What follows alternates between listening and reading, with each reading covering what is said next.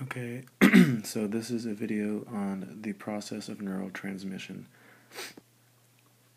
We will start off with this hypothetical neuron cell in resting potential, which is when a cell is negatively charged. In other words, it's not sending any messages at the moment because there's 2 positively charged potassium ions inside and 3 positively charged sodium ions outside, causing it to be negative and not acting in any way. This all changes, however, when the cell changes into action potential, and it needs to do that in order to send the message to another neural cell. And this happens by having the sodium ions come inside the cell, all 3 of them, and then having the potassium ions shoot outside the cell.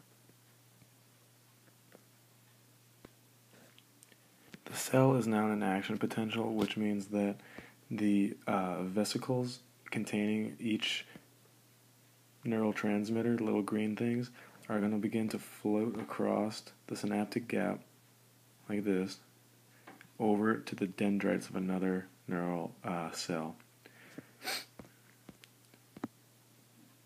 This behavior is known as exocytosis. Now, as you can see, the vesicles have dropped off the neural transmitters, but the vesicles don't just disappear. They have to be reuptaken, I guess.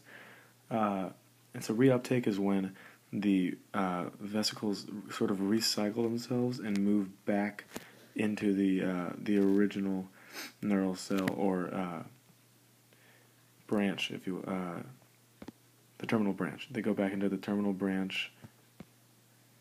Now, before any of this process can happen, the cell has to be in a threshold potential, which means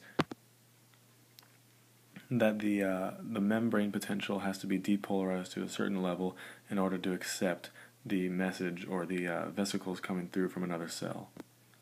Depolarized, by the way, is when a cell is positively charged, or in other words, less negatively charged. So that means it will have more sodium ions, like the one up top.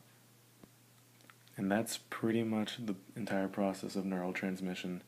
Thank you.